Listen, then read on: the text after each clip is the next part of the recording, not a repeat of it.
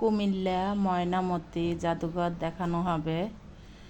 আমরা ভিতরে ঢুকতেছি টিকিট কাটে।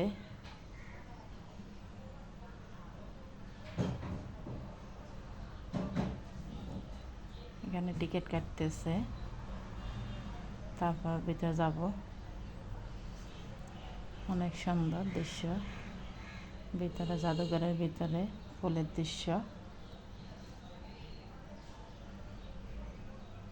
এটা আমাদের যুদ্ধের সময় আগের জমানার অনেক কিছু দেখানো হবে।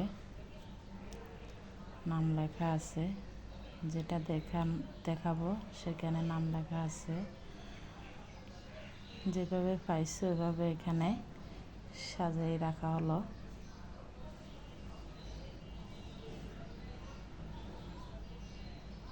সব কিছু মাটির তৈরি।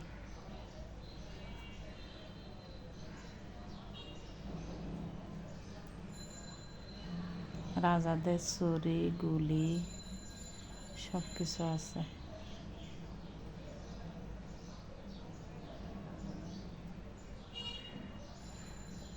হিন্দুদের মুক্তিগুলা বেশি। মাটির দেওয়া, যেভাবে পাইছে ওইভাবে আনি এখানে সাজায় রাখলো। অনেক বড় জাদুঘরটা।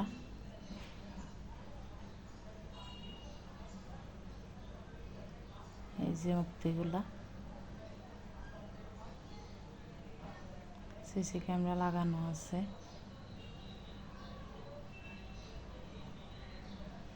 এখানে ভিডিও করতে দেয় না, তবু ফাঁকে ফাঁকে আমি আপনাদের সাথে শেয়ার করার জন্য, দেখানোর জন্য ভিডিও করলাম। অনেক গার্ডের লোক আছে, তারা নিষেধ করতেছে,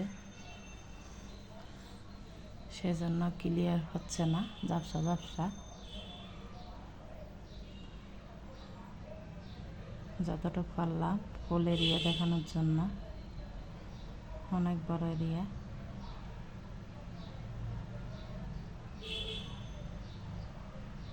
সারাদিন কুমিল্লা যত জায়গা পারলাম ঘোরাফেরা করলাম।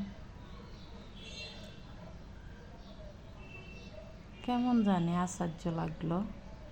বিকেল হয়েছে, অনেক মানুষজন আসলো দেখার জন্য। প্রতিদিন নাকি এগুলো দেখার জন্য আসে। আমি দেখার মতো কিছু দেখি না, আমার কাছে কোনোটাই ভালো লাগে নাই।